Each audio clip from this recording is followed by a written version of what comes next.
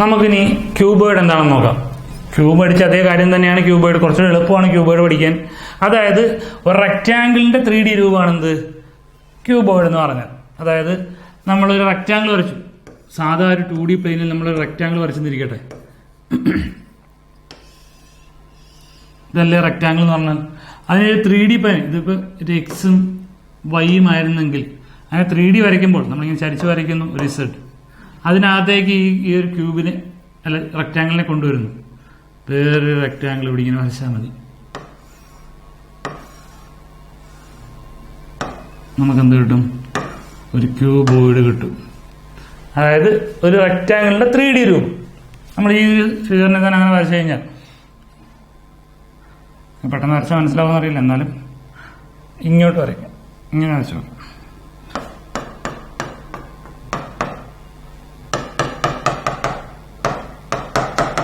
ഇങ്ങനെ കാണുമ്പോൾ നിങ്ങൾക്ക് പെട്ടെന്ന് മനസ്സിലാവും ഇത് റെക്റ്റാങ്കിളിന്റെ ഇങ്ങടേക്ക് വന്നതാണ്.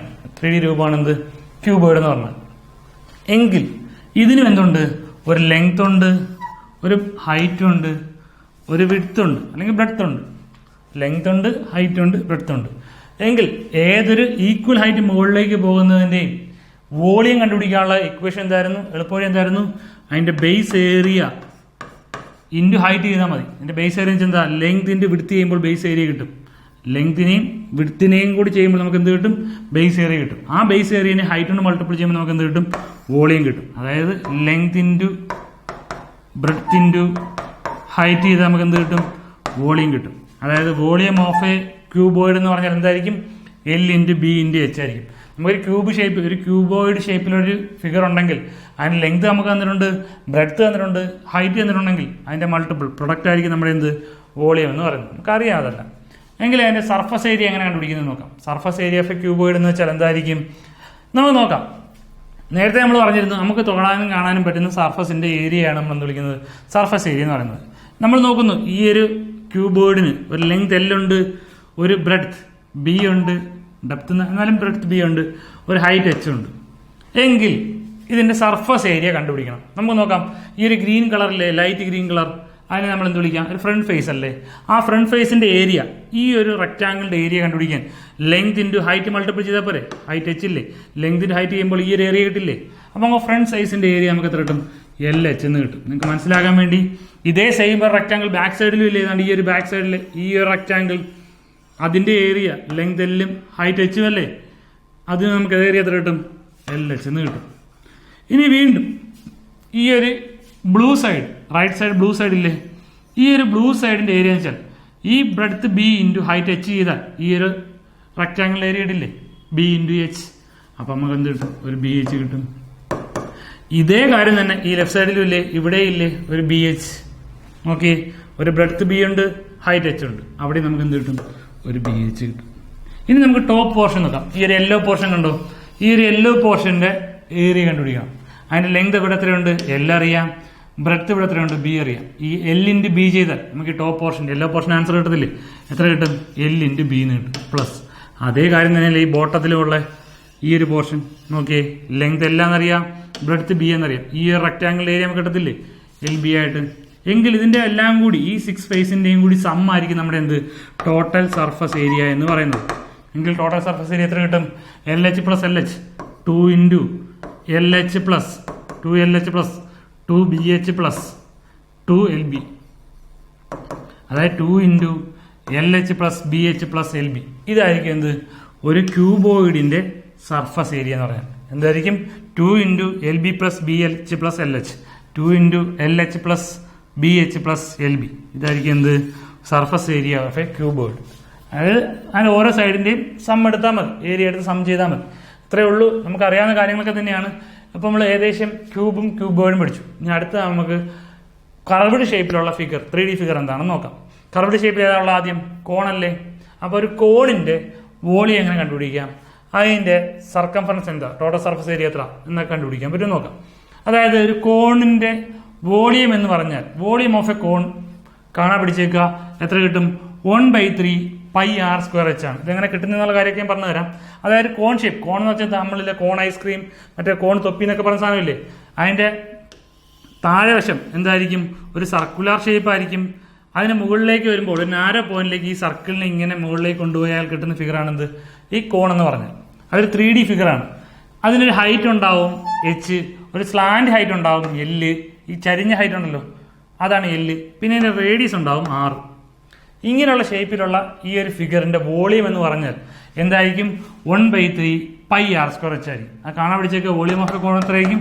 1/3 പൈ ആർ സ്ക്വയർ എച്ച് ആയിരിക്കും വോളിയം ഓഫ് എ കോൺ. അപ്പോൾ കോണിന്റെ വോളിയം ചോദിച്ചാൽ ഈ ഒരു ഇക്വേഷൻ വെച്ച് ചെയ്യാം. ഉറപ്പായിട്ടും കാണാൻ പിടിക്കണം, കാരണം എക്സാമിനൊക്കെ ചോദിക്കുന്നതാണ്. അപ്പം വോളിയം ഓഫ് എ കോൺ എത്രയാണ്? 1/3 പൈ ആർ സ്ക്വയർ എച്ച്. അതുപോലെ തന്നെ ഈ ഒരു കോണിന്റെ സർഫസ് ഏരിയയാണ് ചോദിക്കുന്നതെങ്കിൽ നമുക്ക് ഇവിടെ ഇങ്ങനെ ഒരു കർവ്ഡ് സർഫസ് ഏരിയ ഉണ്ട്, ഒരു സർക്കുലർ സർഫസ് ഏരിയ ഉണ്ട്. കർവ്ഡ് സർഫസ് ഏരിയ എന്ന് വെച്ചാൽ ഈ ഒരു ഉരുണ്ട ഷേപ്പിൽ ഇങ്ങനെ കറങ്ങിത്തിരിക്കുന്ന സാധനം.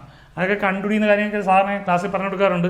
വീഡിയോയുടെ ലെങ്ത് കൂടുന്നതുകൊണ്ട് ഞാൻ തക്കാലം പറയുന്നില്ലെന്നേ ഉള്ളൂ. ആ കർവ്ഡ് സർഫസിന്റെ ഏരിയ നമുക്ക് എത്ര കിട്ടും? പൈ ആർ എൽ എന്ന് കിട്ടും. ഈ എൽ എന്ന് പറഞ്ഞാൽ എന്തായിരുന്നു?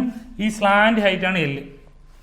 പെട്ടെന്ന് ഞാൻ പറയാം, ഈ ഒരു കോൺ തൊപ്പിയാണെങ്കിൽ ആ തൊപ്പി നമ്മളിങ്ങനെ കട്ട് ചെയ്തിട്ട് ഇങ്ങനെ നിവർത്തി വെച്ചാൽ, കോൺ തൊപ്പി ഇങ്ങനെ കട്ട് ചെയ്തിട്ട് ഇങ്ങനെ നിവർത്തി വെച്ചാൽ ഏതാണ്ട് ഈ ഒരു ഷേപ്പിൽ കിട്ടും. അതിന്റെ ഈ ഒരു ലെങ്ത് എന്ന് പറഞ്ഞാൽ ഈ ഒരു സർക്കിളിന്റെ സർക്കംഫറൻസ് അല്ലേ, ഒരു 2πr എന്ന് കിട്ടും. ഈ ഒരു ലെങ്ത് എന്ന് പറഞ്ഞാൽ എത്രയാണ്? എൽ അല്ലേ. അപ്പൊ ഇതിനെ നമ്മൾ സോൾവ് ചെയ്യുമ്പോൾ നമുക്ക് എത്ര കിട്ടും? 2πr എൽ എന്ന് കിട്ടും. 2πr എൽ എന്ന് കിട്ടും. അതിന്റെ ഏരിയ കണക്കാകുമ്പോൾ 2πr എൽ ഡിവൈഡ് ബൈ 2 എന്ന് കിട്ടും.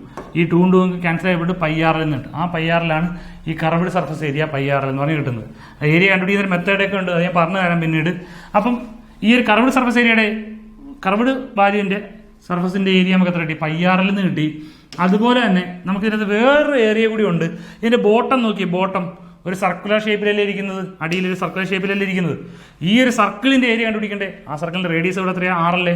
എങ്കിൽ 6 റേഡിയസിലുള്ള ഒരു സർക്കിളിന്റെ ഏരിയ എന്ന് വെച്ചാൽ എത്രയാ? πr സ്ക്വയർ അല്ലേ. എങ്കിൽ ഇതിന്റെ രണ്ടിനും കൂടെ സം ആയിരിക്കും എന്ത്? ടോട്ടൽ സർഫസ് ഏരിയ എന്ന് പറയും. നിങ്ങൾക്ക് മനസ്സിലാവുന്നുണ്ടല്ലോ? ഈ ഒരു കർവ്ഡ് സർഫസ് ഏരിയന്റെയും അടിയിലത്തെ സർക്കിളിന്റെയും കൂടി ഏരിയ സം ചെയ്തെങ്കിലേ നമുക്ക് ടോട്ടൽ സർഫസ് ഏരിയ കിട്ടുള്ളൂ. അപ്പൊ ടോട്ടൽ സർഫസ് ഏരിയ നമുക്ക് എത്ര കിട്ടും? πr L plus πr square. അതിന് നമുക്ക് എളുപ്പത്തിൽ എങ്ങനെ എഴുതാം? πr into L plus R എന്ന് കിട്ടും. അതായത് πr L plus πr square. അതാണ് എന്ത്? Total surface area. Total surface area of cone. അപ്പൊ ആ ഒരു കാര്യം കൂടെ ഓർത്ത് വെച്ചേക്കുക. അപ്പൊ ഇങ്ങനത്തെ 1-2 കാര്യം കൂടി ഒന്ന് മനസ്സിലാക്കി വെച്ചേക്കുക. ഇപ്പൊ നമ്മൾ കോണിന്റെ കാര്യമായില്ലേ, നമുക്ക് അടുത്തൊരു ഫിഗർ നോക്കാം. ഫ്രസ്റ്റം. അതായത് നമ്മൾ കോൺ പഠിക്കുന്നതിന് കൂട്ടത്തിൽ തന്നെ പഠിക്കേണ്ട കാര്യമാണ് എന്ത്? ഫ്രസ്റ്റം. അതായത് കോണിക്കൽ ഫ്രസ്റ്റം പല രീതിയിലുണ്ട്, പല ഷേപ്പിലുള്ള ഫ്രസ്റ്റം ഉണ്ട്. അതായത് ഏതെങ്കിലും കോൺ ഷേപ്പിനെ ഒരു പ്രത്യേക ഹൈറ്റിൽ പാരലായിട്ട് കട്ട് ചെയ്ത് കളഞ്ഞാൽ കിട്ടുന്നതാണ് എന്ത്? ഈ ഫ്രസ്റ്റം. ഈ ഒരു പോർഷൻ നമ്മൾ എന്ത് വിളിക്കുന്നത്? ഫ്രസ്റ്റം എന്ന് വിളിക്കുന്നത്. സാധാരണഗതിയിൽ ഒരു കോൺ എടുത്തു കഴിഞ്ഞാൽ അതിന്റെ ടോട്ടൽ ഹൈറ്റ് എച്ച് ആയിരുന്നെങ്കിൽ അതിൽ നിന്നൊരു എച്ച് ഹൈറ്റ് മുകളിൽ വെച്ച് കട്ട് ചെയ്ത് കളഞ്ഞാൽ ബാക്കി കിട്ടുന്ന പോയിന്റിനെ നമ്മൾ എന്ത് വിളിക്കുന്നത്? ഫ്രസ്റ്റം എന്ന് വിളിക്കുന്നത്. എങ്കിൽ ഒരു കോണിക്കൽ ഫ്രസ്റ്റത്തിന്റെ വോളിയം എങ്ങനെ കണ്ടുപിടിക്കാൻ പറ്റും എന്നുള്ളതാണ് നമ്മൾ നോക്കുന്നത്. വളരെ ഈസിയാണ്. ഒരു കോണിന്റെ വോളിയം എത്രയായിരുന്നു? 1/3 πr സ്ക്വയർ എച്ച് അല്ലേ. ഈ ഒറ്റ ഇക്വേഷൻ വെച്ച് തന്നെ നമുക്ക് ഫ്രസ്റ്റത്തിന്റെയും ഈ പറഞ്ഞ വോളിയം കണ്ടുപിടിക്കാം. ഫ്രസ്റ്റത്തിന്റെ വോളിയം കണ്ടുപിടിക്കാൻ എളുപ്പവഴി. ഫ്രസ്റ്റത്തിന്റെ വോളിയം, ഇത് വോളിയം ഓഫ് എ കോൺ ആണ് കേട്ടോ. ഈ വോളിയം ഓഫ് എ ഫ്രസ്റ്റം കണ്ടുപിടിക്കാനാണെങ്കിൽ നിങ്ങൾ ഈ രീതി പഠിച്ചാൽ മതി. ഒരു ഫ്രസ്റ്റം ഉണ്ട്, അതിന് 2 സർക്കുലർ ഏരിയ ഉണ്ട്. അതായത് ഒരു ബോട്ടം വലിയ സർക്കിളുണ്ട്, അതിന്റെ അപ്പർ സൈഡിൽ ഒരു ചെറിയ സർക്കിളുണ്ട്. ഇതിന് ഈ ഇക്വേഷനകത്ത് ക്യാപിറ്റൽ ആർ സ്മാൾ ആർ എന്നൊക്കെ ആണെങ്കിലും നിങ്ങൾക്ക് മനസ്സിലാക്കാൻ വേണ്ടി ഞാൻ ഇതിനെ ടോപ്പിലൊരു R1ഉം ബോട്ടത്തിലൊരു R2 എഴുതും. നിങ്ങൾക്ക് മനസ്സിലാക്കാൻ വേണ്ടി ഈ ഒരു ഫ്രസ്റ്റത്തിന് ഹൈറ്റ് ഒരു എച്ച് ആയിട്ട് എടുത്തു. എങ്കിൽ ഇതിന് നമ്മൾ ഇക്വേഷൻ ഈ ഒരു ഇക്വേഷനായിട്ട് കമ്പയർ ചെയ്ത് നോക്കിയാൽ അതിന്റെ വോളിയം എന്ന് പറഞ്ഞാൽ 1/3 സെയിം ആണ്, പൈ സെയിം ആണ്, എച്ചും സെയിം ആണ്. പക്ഷെ അതിന്റെ കൂട്ടത്തിൽ പൈ എച്ചും കൂടെ എഴുതാം. ഈ ആറിന് പകരം ഇവിടെ 2 ആറില്ലേ, R1 R2, എങ്കിൽ അതങ്ങ് എഴുതുക. R1 square plus R2 square plus R1 R2 എഴുതിയ വോളിയമായി. ജസ്റ്റ് R സ്ക്വയർ എന്ന് എഴുതി കഴിഞ്ഞാൽ എന്തായി? അത് ഒരു കോണായി. പക്ഷെ 2 സർക്കിൾ ഉള്ളതുകൊണ്ട് നമ്മൾ അതിനെ സെപ്പറേറ്റ് സ്ക്വയർ എടുത്ത് സം ചെയ്തു, പിന്നെ R1 R2 കൂടെ ഇട്ടു. ആ ഒരു കാര്യം ഓർത്തേക്കുക. അപ്പം വോളിയം ഓഫ് എ ഫ്രസ്റ്റം ചോദിച്ചു കഴിഞ്ഞാൽ നമ്മൾ എങ്ങനെ കണ്ടുപിടിക്കണ്ടേ? 1/3 πh into R1 square plus R2 square plus R1 R2 എന്ന് എടുക്കുക. അങ്ങനെ എടുക്കുമ്പോൾ നമുക്ക് എന്ത് കിട്ടും? വോളിയം ഓഫ് എ ഫ്രസ്റ്റം കിട്ടും. ഇതിന്റെ എച്ച് എന്ന് പറഞ്ഞാൽ എന്തായിരുന്നു? ആ ഫ്രസ്റ്റിന്റെ ഹൈറ്റ് ആയിരുന്നു. R1 എന്ന് പറഞ്ഞാൽ അതിന്റെ ഒരു സർക്കിൾ, R2 എന്ന് വെച്ചാൽ 2ാമത്തെ സർക്കിൾ. അതിലേതൊരു സർക്കിൾ ആയാലും കുഴപ്പമില്ല, താഴെ മേലെ ആയാലും കുഴപ്പമില്ല, കാരണം സമ്മല്ലേ, കുഴപ്പമൊന്നുമില്ല. പക്ഷെ ഇക്വേഷൻ ഇങ്ങനെയാണ് 1/3 πh into R1 square plus R2 square plus R1 R2. ആ രീതിയിൽ എടുത്തെങ്കിൽ നമുക്ക് എന്ത് കിട്ടുള്ളൂ? ഒരു ഫ്രസ്റ്റത്തിന്റെ വോളിയം കിട്ടുള്ളൂ.